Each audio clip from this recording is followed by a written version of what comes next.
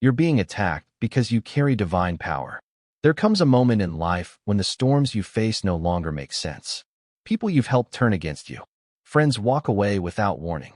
You feel unseen, misunderstood, and deeply alone. Almost like the universe itself is conspiring to break you. But what if I told you that the very reason you're being attacked is because you are powerful? Not in the worldly sense of money or status, but in a deeper, more spiritual way. You carry something divine within you, and that light has drawn the darkness out of hiding.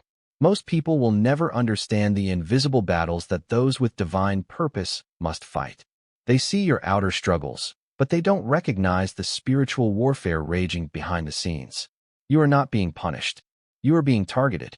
And not because you're weak, but because you are strong in a way that frightens the forces that feed on fear, confusion, and chaos. Your presence alone disrupts what is false. Your voice shakes what is corrupt. And your soul, pure, relentless, and resilient, reminds the world of a higher truth that many have long tried to silence. The truth is, you were marked long before this life began. Your spirit was chosen to carry something sacred into a world that had forgotten its way. But carrying divine power comes with a price. It makes you a beacon, a signal to every force that resists light. And when you begin to step into who you truly are, when you start to awaken to your purpose, the attacks intensify. Not because you're failing, but because you're finally rising. So many people question themselves during these moments. They wonder, what did I do wrong? But the real question should be, what am I doing right? What have I awakened in myself that is so threatening to the darkness around me? Why do the attacks increase every time I grow stronger, more aligned, and more awakened? You must understand, being attacked is not always a sign of failure. Sometimes, it's confirmation that you've become a spiritual threat. The enemy does not waste energy on those who are asleep. It only goes after those who have begun to remember who they are. This speech is not about teaching you how to avoid pain. It is about helping you understand the purpose behind it. It is about shifting your perception from victimhood to divine identity. From wondering why you're being hit so hard, to realizing it's because you were never meant to live an average life. You are not here to fit in. You are here to awaken, to shake the foundations, and to rebuild what has been broken for generations. You're not under attack because you're cursed. You're under attack because you're called. And the moment you accept that truth, everything changes. There's a war happening around you, even if you can't see it. Not a war with guns or explosions, but a spiritual one, a war of energies, intentions, and identities. And whether you realize it or not, you are a central figure in that war, because you carry something rare, something potent, something divine. And the moment you begin to activate that power within you, the battlefield finds you. Most people go through life unaware of this invisible war. They mistake spiritual attacks for bad luck. They think betrayal is just part of life, rejection is just coincidence, and emotional heaviness is simply depression. But when you carry divine power, these things are rarely random. They are targeted, coordinated, designed to disrupt, distract, and discourage. Because your presence threatens systems, your voice pierces through illusions, and your spirit, it refuses to bow to anything less than truth. You've probably noticed this already. The moment you decide to change, something pushes back. The moment you try to break a generational curse, everything gets harder. When you try to love deeper, forgive stronger, dream bigger, life starts throwing storms at you. Not because you're on the wrong path, but because you've finally found the right one. The forces of darkness don't attack confusion. They attack clarity. They don't resist those who sleepwalk through life. They resist those who dare to wake up. And if you've ever felt like the more you grow, the more isolated you become, you're not imagining it. That's the first tactic of the attack, isolation. The enemy knows that when you're surrounded by love and support, your light shines brighter. So it begins to sever your connections. Misunderstandings erupt. People you trust withdraw. Friends start to feel like strangers. And you begin to question yourself, your path, your worth. But here's what you must remember. Isolation doesn't mean abandonment. Sometimes it's divine protection. Sometimes God is removing distractions so you can finally hear your own spirit speak. The second tactic is confusion. You'll notice your mind becomes foggy. You start doubting decisions you were once sure about. You begin to lose your sense of direction. Not because you're lost, but because the enemy wants to delay your purpose. And the fastest way to delay destiny is to make you question your own instincts. But the truth is, your intuition is still there. Your inner compass still works. You're not broken. You're being tested. And then comes fatigue. Not just physical exhaustion, but spiritual exhaustion. The kind that makes you want to give up. The kind that tells you it's not worth it. The kind that whispers lies like, you'll never make it, or you're not enough. But that fatigue is not the end of you. It's a sign that you're carrying something too valuable to be left alone. The enemy doesn't attack the empty. It attacks the chosen. You see, we've been taught to believe that peace means the absence of conflict. But for those with divine power, peace often comes after the war, not before it. The attacks are not the absence of favor. They're the evidence of it. If you were not dangerous to darkness, you wouldn't be under pressure. If you didn't carry divine light, darkness would have no reason to try to dim you. And the most dangerous attacks are not always external. They're internal. They show up in the form of self-sabotage, perfectionism, procrastination, addiction, anxiety, and fear. These are not just personality quirks. They are spiritual viruses planted to keep you from becoming who you were meant to be. Because the most effective way to stop someone chosen by God is to convince them they're ordinary. To convince them that their pain is pointless, that their struggle is shameful, that their calling is a curse. But I'm here to tell you, your calling is not a curse. It's a crown. And the weight of that crown is real. It will cost you comfort. It will cost you popularity. It will cost you people. But it will also give you purpose. It will give you fire. It will give you clarity and direction and power that cannot be manufactured, imitated, or destroyed. So yes, you are being attacked. But not because you're weak. You're being attacked because you're waking up. Because you're shedding everything false. Because you're stepping into alignment with something bigger than yourself. And every time you rise, the shadows tremble. Every time you speak truth, the lies lose power. Every time you love, the hate weakens. And that's why you're a target. But let me also say this. Just because you're being attacked doesn't mean you're alone. In fact, the very fact that you're under pressure means heaven has its eyes on you. There are unseen forces rooting for you. Divine assignments protecting you. Angels walking with you in rooms where no one claps for you. No one understands you. And no one sees what you carry. But the divine does. And it's enough. You were never meant to blend in. You were never meant to be quiet, invisible, or ordinary. You were meant to disrupt, to awaken, to break cycles, and build legacies. That's why the pressure is so intense. That's why the resistance shows up every time you try to elevate. Because your elevation is not just for you. It's for every soul connected to your breakthrough. So stop asking, why me? And start asking, what am I carrying that darkness is so afraid of? Because the answer to that question will unlock everything. You are being attacked because you carry light. Because you carry truth. Because you carry divine power. And no matter how hard the world pushes back, you were built for this battle. You're not broken. You're becoming. You're not being punished. You're being prepared. And this is only the beginning. You cannot defend what you don't even realize you have. And that's why one of the most dangerous things in this world is a person who carries divine power but hasn't yet recognized it. Because as long as you walk in ignorance of your identity, you'll keep accepting battles that aren't yours, carrying burdens that aren't meant for you, and tolerating attacks as if they're just a part of life. But once you become aware, truly aware, of what lives inside you, everything changes. The world has trained you to look outside for power. It taught you to measure your worth by titles, appearances, bank accounts, or approval from others. It conditioned you to chase validation and permission. But divine power is not something the world gives. It is something the Creator placed within you before you were even formed. You don't earn it. You awaken to it. It is your birthright. And yet, because it's invisible, most people miss it. But there are signs. Powerful ones. If you've ever walked into a room and felt the atmosphere shift without saying a word, you carry divine power.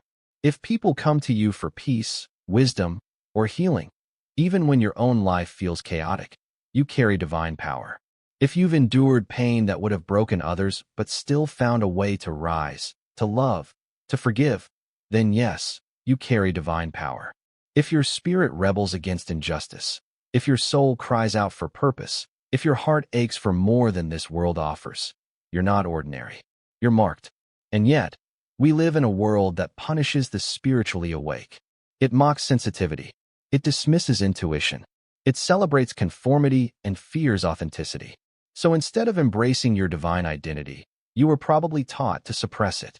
You learned to shrink yourself to fit into places that could never hold your light. You were told to be realistic, to tone it down, to stop asking so many questions, to stop caring so much, to stop feeling so deeply. But what they called too much was actually your power. What they called weird was your wisdom. And what they didn't understand, they tried to silence. But your spirit never forgot. That's why no matter how much you tried to blend in, you always felt different. That's why you could never fully settle. That's why your heart breaks when others don't seem to notice what you can't stop seeing. Because you weren't meant to sleep through life. You were built to awaken others.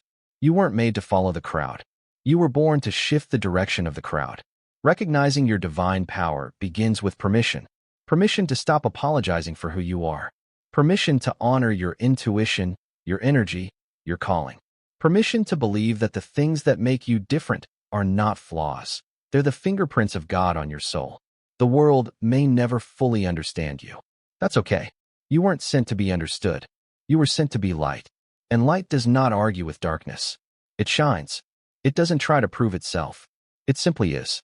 That's what divine power looks like. It doesn't boast, but it cannot be denied. It's the calm in the storm. It's the clarity in confusion. It's the love that forgives before it's asked. It's the truth that pierces through generations of lies. And once you recognize it within yourself, you stop giving your energy to what tries to keep you small. You begin to speak with authority. Not arrogance, authority. You begin to walk with conviction. You begin to protect your peace like it's sacred, because it is. You begin to choose purpose over popularity, depth over noise, healing over comfort. You stop explaining yourself to people who are committed to misunderstanding you. You stop begging for seats at tables God never asked you to sit at. You start building your own table. You start honoring your own path. And as you step into this awareness, something powerful begins to happen. You attract resistance, yes, but you also attract revelation. You begin to see life through spiritual eyes. You recognize attacks for what they are. You start discerning energy, motives, and intentions with laser clarity. And more importantly, you begin to remember that you are not powerless, that you were never a victim of fate. You are a vessel of divine fire, and your life, no matter how broken it has felt, is a weapon in the hands of truth. But understand this, divine power isn't about perfection. It's not about having it all figured out. It's not about glowing all the time or being fearless. In fact, many who carry divine power are some of the most wounded people you'll meet. Because power is not given to those who appear strong. It's entrusted to those who are willing to be broken and still love. Those who are willing to stand in the fire and not lose their compassion. Those who are willing to bleed and still bless others. That's power. That's purpose. That's divine. So don't wait for the world to crown you. Don't wait for a title, a following, or a perfect moment. The moment is now. The crown is already within you. The power has already been placed in your spirit. Your task is to remember it, reclaim it, and rise with it. You were not sent here to merely survive. You were sent here to shift atmospheres, to confront lies with truth, to dissolve fear with love, to tear down strongholds with your words, your presence, your light. You don't need to shout to be powerful. You just need to be aware. Because once you recognize what you carry, you'll stop being surprised by the battles, and you'll start walking like the warrior you were always meant to be. You may not see it now, but there is purpose in every attack you've endured, every betrayal, every heartbreak, every season of confusion and silence. Every night you cried yourself to sleep, asking why life was so heavy. There was purpose in it. Not one wound was wasted. Not one rejection came without reason. And the deeper you go in your divine calling, the more you must understand. The attacks were never meant to destroy you. They were designed to reveal you. Let's be honest. Growth doesn't happen in comfort. Clarity doesn't come in ease. Awakening doesn't arrive when everything is going well. It shows up in the fire, in the storm, in the moments when everything you thought you knew begins to fall apart. That's when the true you begins to rise. And that's why the attacks come.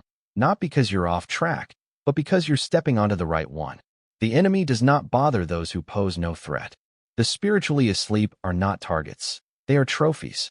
The ones who live in compromise, who blend in with lies, who fear confrontation and truth, they're already conquered. But the moment you break that pattern, the moment you say, no more, the moment you start shifting from survival to purpose, you become visible, spiritually visible. And that visibility attracts both light and darkness. That's the paradox of divine awakening. The more you step into truth, the more attacks you draw. The more you align with your soul, the more resistance you feel. But this is not something to fear, it is something to understand. Because when you understand the purpose behind the attacks, you stop internalizing the pain. You stop blaming yourself. You stop asking, what's wrong with me? And start declaring, something powerful must be waking up inside me. You see, there are parts of you that only pressure can activate. There's a level of wisdom that only pain can unlock. There's a kind of authority that only comes from walking through the fire and coming out whole. You can't fake that. You can't buy that. It must be lived. And so life tests you, not to disqualify you, but to prepare you. Think about it. Diamonds are made under pressure. Gold is refined in fire. Warriors are forged in battle. So why do we think our spirits would be any different? You've been asking for strength, clarity, power.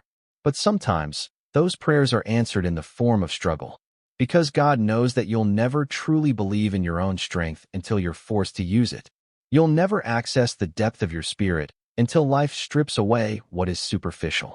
So, what if the attacks were not setbacks, but sacred invitations? What if they were calling you to dig deeper, to rise higher, to stop living small? What if your greatest pain has been training ground for your greatest purpose? Let's take betrayal, for example. That wound so many of us carry. It's painful, yes, but it also teaches you discernment. It strips away illusion. It reveals who is truly for you. And most importantly, it reminds you to stop depending on man's approval and start trusting your own alignment with God. What about isolation? That dark, lonely space we all dread? Sometimes that space is where you finally hear your own voice again. Where distractions die, where healing begins, where your spirit reclaims its authority. Even your anxiety, what if it's not a curse, but a signal that your soul is being stretched? That your inner world is shifting to hold something bigger, bolder, more aligned? What if the discomfort is not dysfunction, but divine expansion? Here's the truth. The attacks are not random. They're strategic. The enemy studies patterns. It knows where you're most vulnerable. It knows how to distract you. It doesn't show up in obvious ways. It shows up in delays, doubts, drama, and self-sabotage. It whispers lies so quietly you think they're your own thoughts. I'm not ready. I'm not worthy. I'm too late. But none of that is true. What's actually true is this. You were born ready. You've been worthy since birth. And as long as you're still breathing, it's not too late. You must begin to see the attacks for what they really are, confirmation. Confirmation that you're becoming who you were always meant to be. Confirmation that your light is irritating the darkness. Confirmation that your voice is starting to matter. The more aligned you become, the louder the opposition. Because now, you're not just living for yourself. You're carrying something that will affect others. Your healing will heal others. Your awakening will awaken others. And that kind of power terrifies the forces that thrive in silence. But make no mistake, the attacks may be strong, but they are not sovereign. The weapons may form, but they will not prosper. Because when you carry divine power, you are not walking through life alone. You are backed by something greater, protected by something eternal. And though the attacks may shake you, they cannot break you, unless you hand over your authority. So don't give up in the trial. Don't curse the battle. Don't shrink because it's heavy. Stand up. Face it. Ask the deeper question, what is this trying to awaken in me? Because often, the fiercest resistance precedes the greatest breakthrough. Let your enemies build your endurance. Let your storms deepen your stillness. Let the attacks sharpen your focus. Everything meant for evil, let it become the soil where your purpose grows. You're not just under attack. You're under transformation. And the fire that surrounds you, it's also the fire that will refine you. So stand tall, not in ego, but in identity. You are not being attacked because you are broken. You are being attacked because you are becoming whole. You are not being punished. You are being positioned. And if you can hold the vision through the battle, you will step into a power that cannot be shaken. Here is part 4 of the speech. You're being attacked because you carry divine power, titled, Rising in Your Divine Assignment, written in full speech format, approximately 1,000 words.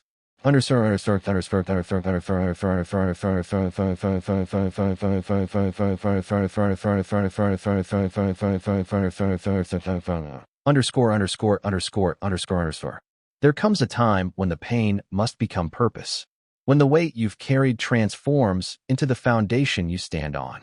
When everything you've endured, the wounds, the silence, the rejection, becomes undeniable evidence that you were never just surviving random chaos. You were being prepared. You were being positioned. You were being built for something sacred. And now, the world doesn't just need your healing. It needs your leadership. It needs your voice. It needs you to rise in your divine assignment. Because let's be clear, you were not sent to this earth to merely exist. You were sent to shift something. You are not a mistake. You are a messenger. And while the battles you've faced may have tried to silence you, they also sharpened you. While they tried to bury your light, they also deepened your roots. And now, you stand at a threshold, a line between who you were told to be and who you actually are. And crossing that line means reclaiming your role in something far greater than yourself. Divine assignment isn't about perfection. It's not about titles or popularity. It's not about having all the answers or living without fear. Divine assignment is about obedience to your soul. It's about recognizing that your life has a design to it, that your gifts, your story, your sensitivity, even your scars, are part of a blueprint. You were wired to disrupt darkness. You were made to carry presence, not just opinions. And your presence, when anchored in divine power, has the authority to heal spaces that have been broken for generations. But here's the key. You can't fulfill your assignment if you're still trying to be who others expect you to be. You can't rise in divine purpose while clinging to approval. You must choose alignment over acceptance, authenticity over applause, sacred duty over surface-level success. You cannot afford to play small anymore, not when there are people whose breakthrough is tied to your courage. So what does rising look like? It looks like protecting your peace as if it were holy ground. It means being selective with your energy, your time, your focus. It means leaving behind conversations that drain your spirit and walking away from spaces that suffocate your truth. Rising looks like speaking up even when your voice shakes, praying even when you don't feel like it, trusting even when you're terrified. Rising is not always loud. Sometimes, it's the quiet decision to keep showing up when quitting would be easier. You rise by accepting that your life is not just about you. It's about the generations you are called to shift, the systems you're meant to challenge, the cycles you're destined to break. There is someone right now watching you from a distance, wondering if they too can survive what you're surviving. Your resilience is a blueprint. Your obedience is a lighthouse. Your breakthrough is someone else's permission slip. And yes, the attacks will come, but they will no longer define you. Because now you understand. They're confirmation, not condemnation. They're assignments from the dark to distract you from your assignment in the light. And once you rise in awareness, they lose their power. You stop reacting to every storm. You stop explaining your calling to people who were never meant to understand it. You stop lowering your light to make others feel comfortable in their shadows. Instead, you speak truth. You walk with grace. You lead with love. And you do it not because you feel qualified, but because you were called. You rise with your wounds, your wisdom, your faith, and your fire. You rise knowing that you may be underestimated, but you are never unseen. Heaven watches. The divine walks with you. And the very forces that tried to break you will soon witness what they could not stop. And let me say this, your rising won't always be celebrated. Don't expect everyone to applaud your awakening. Some people were only attached to your brokenness. Your healing will make them uncomfortable. Your confidence will trigger their insecurity. Your purpose will expose their lack of direction. But that's not your responsibility to fix. Your only duty is to stay in alignment with the assignment God placed in your soul. You are not here to be palatable. You are here to be powerful. So rise. Rise with trembling hands if you must. Rise with a shattered past. Rise with tears still drying on your face. Rise knowing that the same fire that almost consumed you has now become the force that fuels you. Let the world see what survival looks like when it's kissed by the divine. Let them witness what happens when a soul refuses to bow to fear, when a heart chooses faith over familiarity. This is your time. This is your turn. The attacks came because your light could not be ignored. The warfare intensified because your presence is no longer passive. And now, You don't just carry divine power. You embody it. You own it. You walk in it boldly. Because the world is dark, but your light is stronger. The world is broken, but your hands are healing. The world is confused, but your spirit is anchored. You are not just a survivor of spiritual warfare.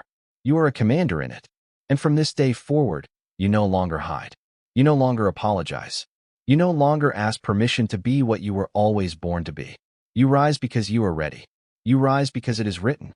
You rise because no attack, seen or unseen, can stop a soul that knows its source.